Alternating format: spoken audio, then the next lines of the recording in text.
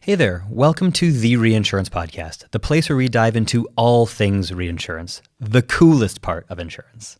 We're your hosts, Jared and Ben, a couple of ex-practitioners who loved the industry so much we founded Supercede to tackle some of its biggest headaches. And we're here to share our insights and stories with expert guests as we uncover what's really going on in the industry. Welcome back, everybody, to another wonderful episode of the Reinsurance Podcast, despite the absence of Jared temporarily, who has promised us he will be here in 15 minutes. But for now, we have who better than Tom to replace Jared's insights temporarily and then supplement them once he actually arrives. How are you, Tom? Good to be here. Poor stand-in again, but happy to do the job. We're happy to have you as well, and especially because you are our man on the ground a lot of the time at what we're going to be talking about today, which is Monte Carlo, the conferencing season that's coming before us, and where the market is right now before we get there. It's kind of the opposite of the man from Del Monte. Yeah, I suppose so. But yeah, so I guess we're going to cover a few things today. We want to dive into a general health check, state of the market, given we've got through most of the major renewal periods now. Prior to, of course, the next batch kicking off. So we'll run through each of those and talk about different regions, different lines of business, etc. I also reflect on some of the main statements coming out of the big reinsurers and so on. But we'll also try and give you a bit of a view on what's happening on the ground amongst practitioners, what they're looking to achieve, what they're focusing on as they go in. So I guess zooming out to begin with, does that make sense? How's the market? I think it's probably a bit of context, right? Because everybody sees Monte Carlo as like the point of the year at which the reinsurers and the brokers will make big statements from their CEOs that kind of position what kind of 1/1 renewal period we're going to have. And we'll hear a lot of that. What's a bit strange about that, though, is those statements are probably already written as we're sitting here today waiting to be released. Most of the content that gets released over that week is kind of curated and put together. I know you've done a few interviews already that will appear in publications during Monte Carlo as if you were interviewed in the sunshine. Might not even need to go in future. So now's a really good time to kind of look at what that market sentiment is, because it's going to remain pretty consistent through that conference, barring a very, very early hurricane or something market shifting happening between now and then. I think that's quite a high bar now as well, isn't it? Like something market shifting, as we've seen last year, it would take quite a lot for anything to knock the market off its current course, I would say. It's been very stable this year, and that stability is quite difficult to unseat. I think if things are a little bit shaky already, then that bar is lower. Yeah, no, definitely.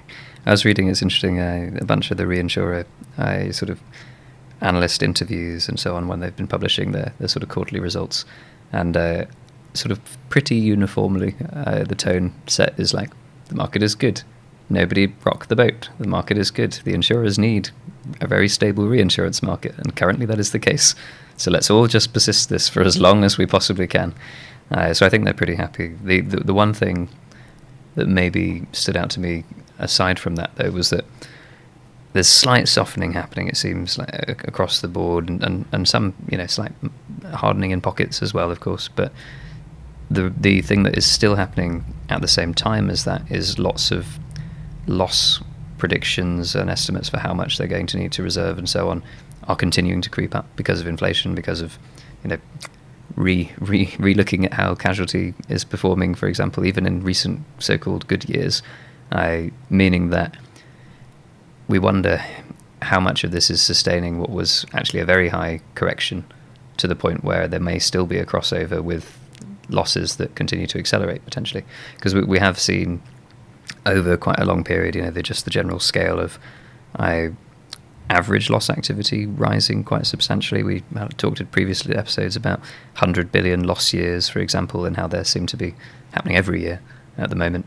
I think with that in mind, the reinsurers are sort of trying to cling on to the current status quo for as long as possible, not out of greed, but because they also know that the losses are ticking up and will probably continue to do so, even if only gradually. Well, there was a lot of pushback on terms and conditions previously, mainly because a lot of that increased loss activity is coming from non-cat attritional losses, like secondary perils. And there was very, very strong sentiment from the market to say, look, that's not actually what reinsurance is for. Reinsurance is like to insure against that big cat event, not kind of all of the other subsequent events. And that seems to have been much more quiet around that point. So it feels as if the market has begun to accept the status quo, and you know, actually they're going to hope that things don't move in the other direction too much. Yeah, completely. I have seen people subtly start dropping in comments about it being more and more of a buyer's market, but again, I suspect that varies quite a bit depending on who the client is. We've seen, obviously, you know, earlier this year the wildfires affecting a lot of quite specific books based on if you happen to be heavily exposed to the wildfires in California, but they will obviously be having very different conversations to insurers who have exposures elsewhere. From anecdotal experience and talking to people, I think a lot of those conversations have already been had. Because the fires happened so early in the year.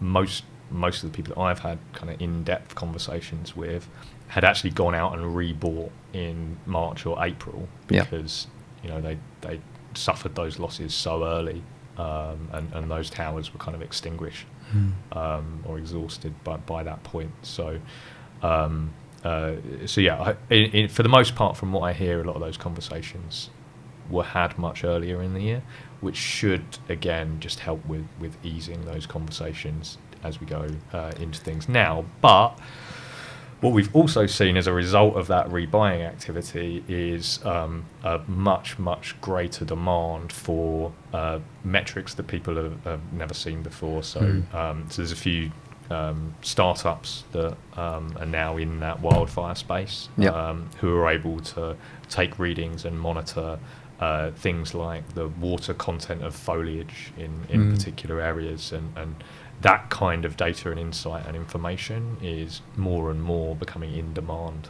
from the market. Yeah, it makes complete sense, and no surprise to see a number of the major providers putting on an increasing number of webinars and sessions to look at their new tools for wildfire analytics and earthquake analytics and all sorts of less focused perils, I guess, that we normally see outside. I think they're getting ever greater recognition, for sure. You were in the Lloyd's lab with a few people who were kind of focused on that, so keen to hear. Were there any themes that came out of that? Any people that saw what happened earlier in the year and took advantage of it? I think to some extent. So it was very interesting going through the lab again. So we had Supercede had a special permission, I guess, to rejoin for a brand new mission, which we'll reveal all about, I'm sure, on some separate occasion. But we were there with a lot of earlier stage companies who were tackling, you know, the themes that Lloyd's thought most relevant to its future. So I think, as always, the Lloyd's lab was very competitive. So they had hundreds of applications from firms of all different shapes and sizes. But the ones that were typically getting through, exactly as you pointed to, were things like those focusing on wildfire risk, things focusing on geopolitical risks, things focusing on flooding risk as well, and all of these perils that maybe have had a bit less attention, have fallen outside of the purview of the main modelling firms historically, are now getting a huge uplift in attention, and it will be a test, I guess, for them to see whether that interest is sustained long enough for those companies to become sort of standing items on people's budgets as we go forwards. It's funny that, in a way, it kind of indicates that means the data for hurricanes and windstorms is fine and everyone's happy with it. But that's not kind of what you hear on the ground, is it? No, exactly. I think the only thing we're sure of is that the model is wrong. The question is just by how much, right? And that's why we have a market that corrects itself on such a frequent basis, I think, because, you know, I remember when we had hurricane estimates coming in during Baden-Baden last year, and they were just miles apart in terms of different modelling firms, and some of the ranges given by the modelling firms were sort of like, it's either number X or double that number, and you're just like, so how is this supposed to help us? But again, I think that reality means that we have a market that can't just be like, this is how much return we seek over a 10-year period, and just everything can be priced sort of the same the whole way through. We're constantly second guessing our models and trying to work out, okay, how much was the model wrong in one direction or the other, and therefore how much do rates need to move to counterbalance that fact. I think that's why we have such a jumpy rating environment, although that doesn't seem to be happening so much at the moment after that major correction. Volatility seems to be very low across the board. But we have seen kind of an increase in the amount of ILS capacity and ILS deals be in place, which do have parametric triggers and are much more investable for an outside investor, perhaps, than a traditional reinsurer.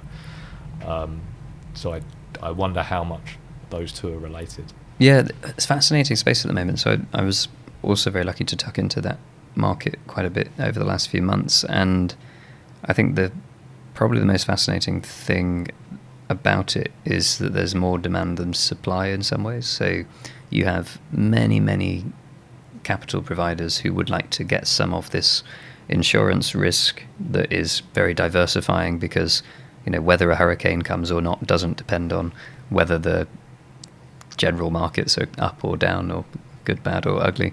And so investors love to have a little bit of that exposure on their books. The problem is that demand for third-party capital from the insurers, the reinsurers, the retrocessionaires who hold the risk is often quite limited to quite specific zones, for example. So there's always a lot of Florida cat, for example, yep. And that's good. But there's even there's only so much of that relative to the size of these investors outside the industry and the size of appetite that they have for this sort of risk. So it's like, do you want more Florida cat? Actually, most of the Florida cat's already gone. What else have you got? A bit of Texas wind, maybe. What else have you got? Do you want to try some casualty? We haven't got any, but we can ask. And then, of course, you have things like cyber ILS. There's a really interesting one at the moment where we've kind of pioneered cyber ILS over the last few years. That started to take the shape of cat bonds and so on, which is really encouraging to see. But then the sort of slowdown in cyber more generally means that, once again, there's not actually enough risk to sort of transfer at the moment. The largest cyber underwriters are already sort of offloading a lot of that to the capital market, so there isn't really much more to offload at this point. And similarly for casualty, like there's just not a massive incentive for them to be sharing casualty cat with this other market. So we'll see how much headroom it has to grow. It feels like there's a lot of opportunity there to kind of move into. So I think that's a good summary of where the first half of the year went, and we'll tuck into what's still to come when Jared can join us. Yeah, just wanted to welcome everybody back, and in particular welcome our special mystery guest for the day. Everyone missed me, I'm sure. Yeah, welcome back, Jared. How are you? I'm very good. How's the conversation? Oh, you missed out on all our insights. I know. We've been talking about the reinsurance renewals that have gone by in the past. We've been talking about how the market is actually a little bit boring in some ways, but in the best possible way for the market and society. Yeah. But now we're going to turn on to the exciting part, which is the exactly. Yeah. How did you know? That was that's why I'm here, talking about the exciting stuff. What's ahead? It's funny because it's true. So go on then. What are you excited about looking towards the end of the year? Oh, put you on the spot. Yeah, there's a lot of things, right? So we're getting indications of like sort of softening in key areas, right? Right, like, which is really interesting this time of year, because we're like a month out from Monte Carlo, like coming into conference season, like the early indications of like what the market shifts are going to be, because that would be like the central theme of the show and the conversations over the next sort of 6 weeks. And so we're getting like the early like pullings of like what that theme will be. Remember the pinch of salt though. So handful of salt. The brokers are still out there trying to win business, right? And so it's in their interest to create this narrative of we're going to drive a better deal for our clients, and we're going to create some softening in this market, and we're going to build a narrative that actually things are getting soft. So unless I hear that the market is softening from a reinsurance underwriter, it's always hard to know how much is in it. I think it's interesting though, because I think some of the reinsurers are acknowledging a little bit of softening, right? And if you tuck into that, a little bit of softening across the board probably means a lot of softening for some clients and not that much for others, right? The average is a little bit. So yeah, brokers, this is your day, right? If you're a challenger broker now and you want to prove your worth, be like, most students are going to get a couple of points off. We think we can get you double digits off. So I imagine there have been already, I would guess at this point, a lot of very competitive broker RFPs. Maybe the last minute of some are still happening, but I imagine. What do you think the client looks like that gets double-digit decrease? Oh, it's a loaded question, which I could refer to a catalogue of our advice on this very topic. But no, I think what your question touches on is this idea that not all clients are equal in the eyes of reinsurance underwriters, right? It is a bit of a beauty contest, and you're like, I have this many bets to place. Would I like to place my bets with this slightly sketchy cedant where I don't really understand what they're doing and they're a pain to work with and it's like a lot of operational effort to engage with them? Or do I want to work with this very trusted, very transparent, clearly, attractive client that I actually want to partner with long term and work with very closely? I think that's basically the gist of it, right? I think people really fight for the clients that look like they're worth partnering with, and they are much more reluctant to put their bets on clients who turn up with their trousers on back to front. Like a 90s hip-hop group. But I think this is the most interesting market for that experience, because if the market is soft, good data or less good data, conditions are you might get a bit of a better result, but like the market's soft. Or the market's really, really hard. The capital is so constrained that even the best data is still going to have like price indications. But right now what you have is that kind of bifurcation where it's like it's softening into key areas with key clients, but it's not a soft market. Yeah. So it's the moment in which that deviation between like clients that get a good result and a less good result is the most extreme. And I think you'll see this being the environment in which the industry operates for the next year or two. It's like capital's coming in, but capital can be choosy still, right? And where they choose being very much reliant on what that client is, sort of how they're competing in that beauty contest. So I think it's going to be really, really interesting on that basis. But we shall see. We'll wait for the roundups. Indeed, the pre-written roundups. No, it should be good. I'm sure some fighting talk will come out at renewals. We haven't heard the major messages yet. Does anything feel contentious in this renewal season? Is there like are there battle lines being drawn subtly and quietly? That you're gonna get. We were saying earlier that like Monte Carlo is like where you try and set the context, where you try and influence what people are going to be talking about and the impressions that people are going to walk away with.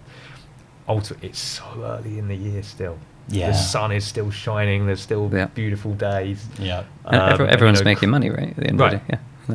And crunch time is when it's cold and the days are very short and it's dark and miserable. And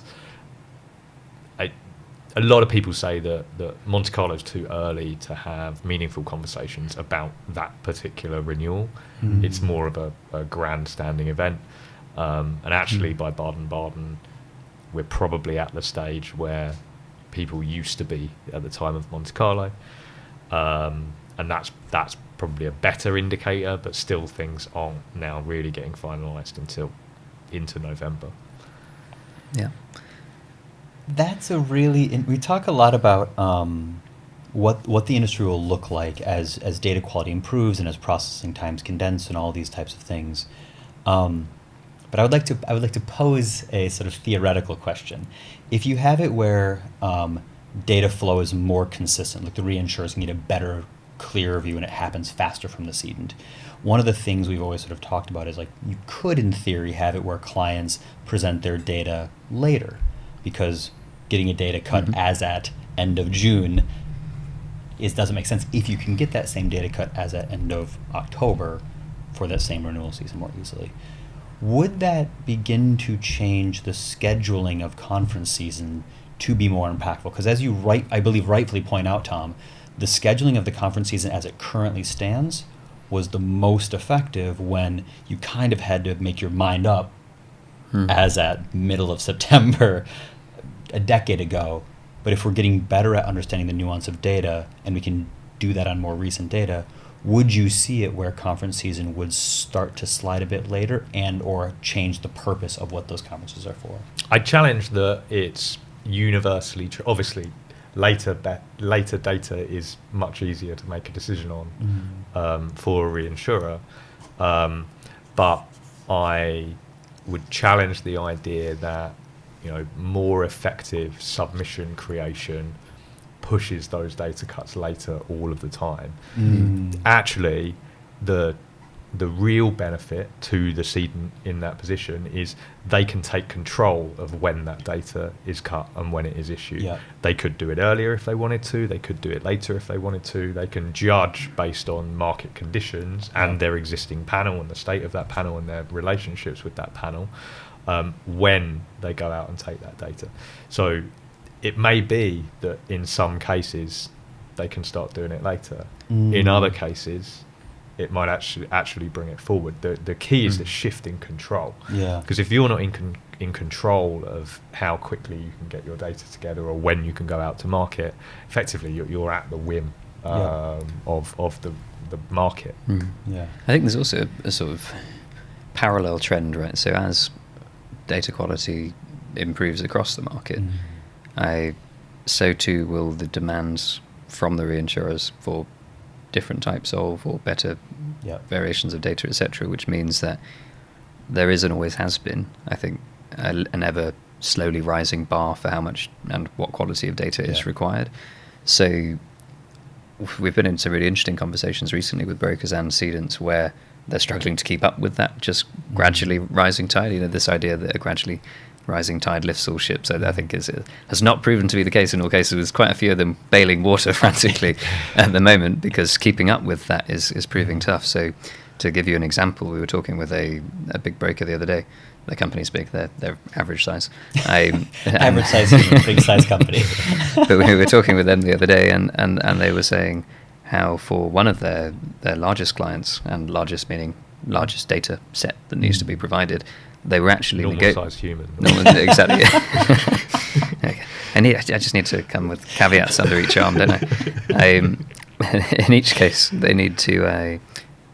They've actually been negotiating with their client of no particular size when they should take the data cut, because doing it the time they've been doing it for the last few years is getting too stressful now. Interestingly, so it worked fine, 5 or 6 years ago, but every year it's gotten worse now recently, trying to get that data ready. And so they're now pushing to say, can we move the data cut back 3 months earlier, 6 months earlier, just so we have time to get through all the work of crunching the numbers and trying to do the analytics and trying to position everything in the right way so that you actually look good in the market. Because at the moment what's happening is we're scrambling to get everything done. There might be mistakes we don't know because we haven't had time to check them all.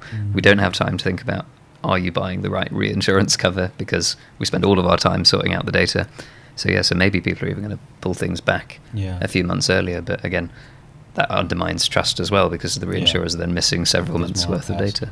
The other thing the other sort of side of that could be one where if the data happens at the same time, but you're doing the work more quickly, you could have the shift, as you were sort of saying, between the difference between Monte Carlo and Baden-Baden.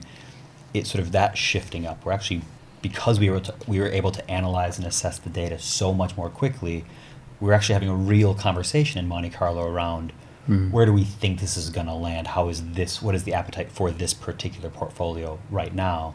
And you kind of have it was like handshakes are being made in Monte Carlo, so we're talking about getting this deal, wrapped up in November rather than like, what are you doing New Year's Eve kind of vibes, right? It's funny, I think your initial point there as to like whether the conference season could be dictated slightly more by like the dates thereof could be dictated more by when the market needed them to be in those places. Already we've seen in the US like APCIA and CIAB be basically on the same weekend, on the same week. Mm-hmm. So it would be interesting to see who would move first to adjust their calendar, and whether people start fighting for the same sort of windows and be like, actually, our conference is going to be here now.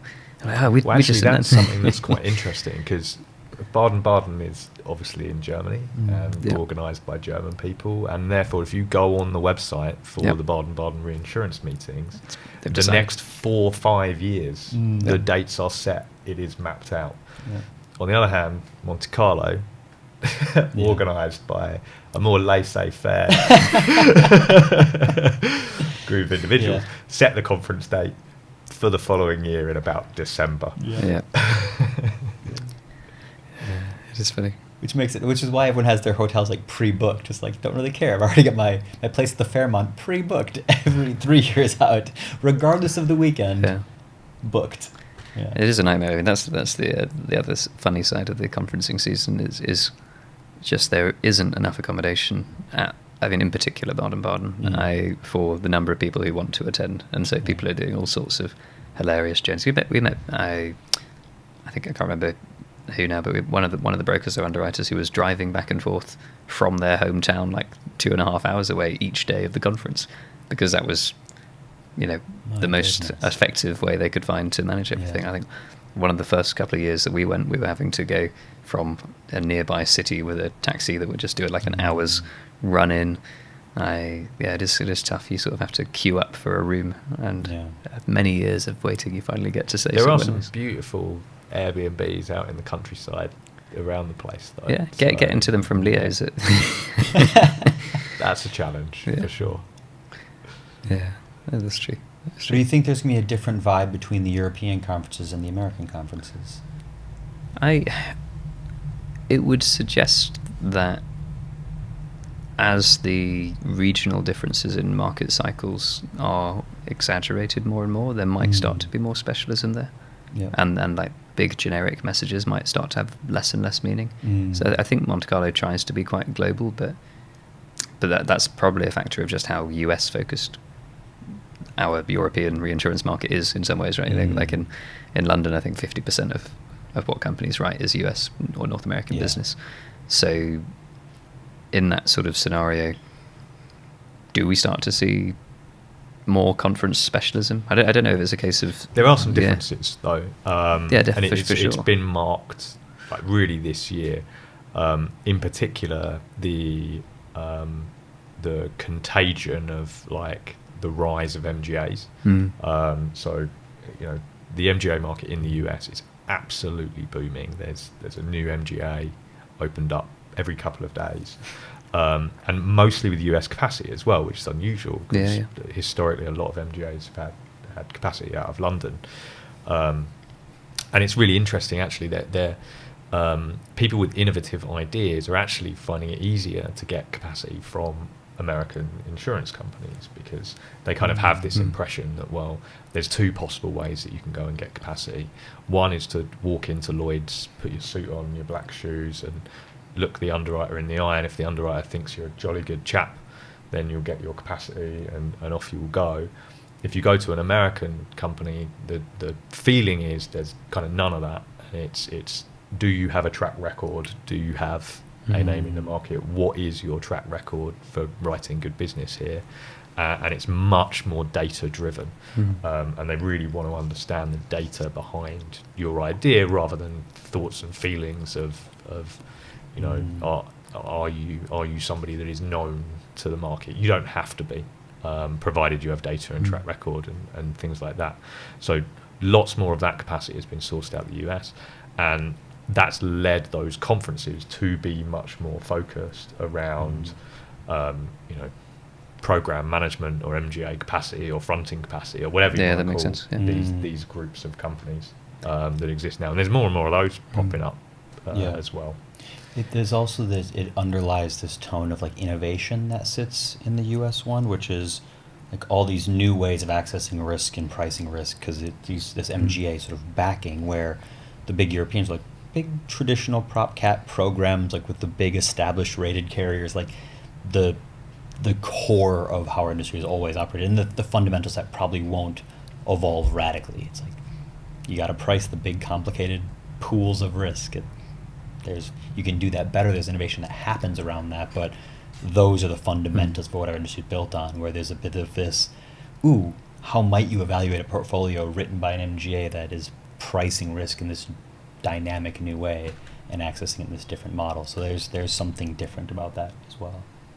Yeah, it's fair. I think a lot of the grandstanding that we talked about at Monte Carlo, for example, is very much an update, right? It's not an announcement or how we do something new. It's like, I think I could probably quote verbatim Hanover Re's response to the analysts as to like, how much retro will you buy this year? And like, probably exactly the same amount. It's like, okay.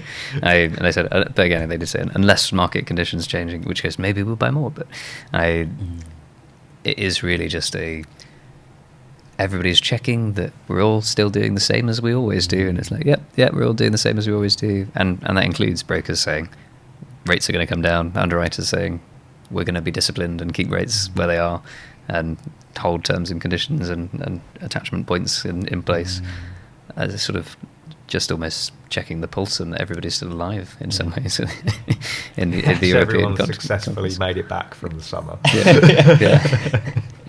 Yeah. But as you say, US, I mean, very different. And also, I think because of the loss activity levels there as well, and the volatility, you have a lot more local clients, a lot more regional and like mutuals and so on, who will go to their local conference, and actually a lot of the underwriting global workforce will go to the US to see those clients who are there.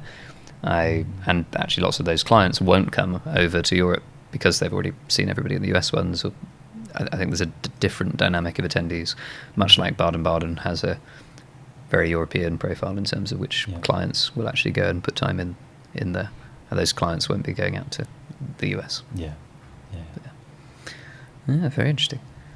So major predictions then, maybe a good place to end. Things we think we'll see between now and the end of the year as the start gun is fired in Monte Carlo. What do we think will be the main headlines or topics that stand out? Ooh.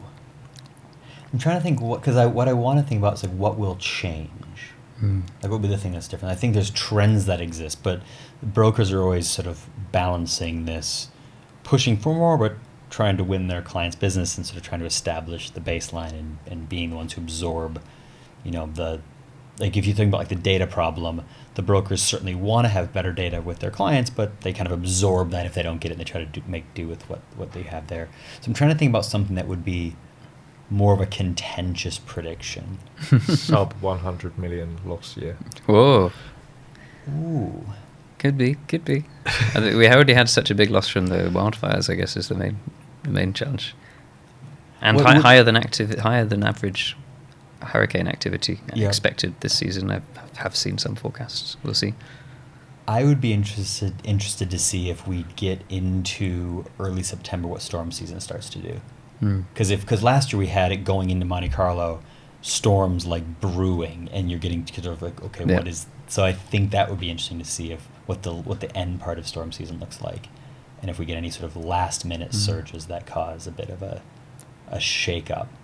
Because they're trying to make these predictions in isolation, but like there's also been a lot of like quake activity in sort of around like North Japan.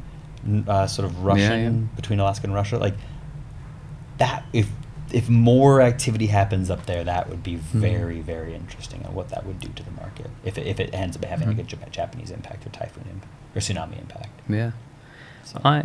So it's interesting. Obviously, it's very difficult to predict like what losses will happen, right? And we could take guesses at where we'll see major activity. We had a whole conversation about how all the models are wrong. Yeah, exactly. Yeah. So what I was going to say, they maybe looking at it the other way around, is a lot of the narrative and a lot of the conversations in the market over the last few years have been supported by, I think, underwriters' ability to just provide this endless list of why the world was becoming riskier and why everything was becoming more uncertain. Right? You were like, we've got the fallout from the pandemic, we've got inflation, like, and interest rates spiraling out of control, we've got climate change is suddenly a thing that we were pretending wasn't a thing, but now we kind of accept that it is a thing, and we need to play catch up there. We've got Russia, Ukraine, we've got a potential Middle East crisis going on. Like, my prediction, or at least question, would be, what happens if that starts to roll back a bit and it becomes, perhaps less uncertain? I mean, again, I don't want to put too much hope into it, but who knows? Maybe we get a peace deal between Ukraine and Russia, and suddenly that becomes a lot calmer, and suddenly a whole bunch of commerce starts opening up, and it's then a very different world that we're looking at. What if tariffs turn out to be tacos? What if all sorts of issues, calm down in other parts of the world, and actually it starts to feel like a less risky world? I think that would be a really odd thing for the market to deal with, having talked it up so much up until now. Would we suddenly find ourselves in a, like, oh, does that mean we have to have a soft market? It's like that sort of meme, but going like, what if we lived in precedented times?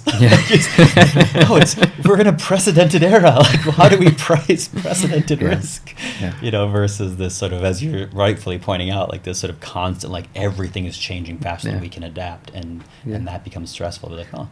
Like, if I didn't even mention AI, but what if it turns out that even the best of AI can't draw a map of countries without writing the wrong names of countries on it, or whatever? Some of these people have been sharing lots of. Very funny. It's like having a PhD in your pocket. You're like, name the states. It's like, cannot do that. Like, most PhDs could get half the way there. But. No, it is impressive, but equally perhaps precedented, as you say. Brilliant. Well, I think we've done justice to a pre-Monte Carlo summary. So here we go. You're ready, folks. See you guys there. Go out there and embrace it. Yeah. Thanks for tuning in to the Reinsurance Podcast. If you enjoyed our show, don't forget to subscribe wherever you get your podcasts, and leave us a review to let us know how we're doing, preferably 5 stars. For more insights and updates, follow us on LinkedIn and visit our website at supercede.com/podcasts. You'll find the links in the show notes.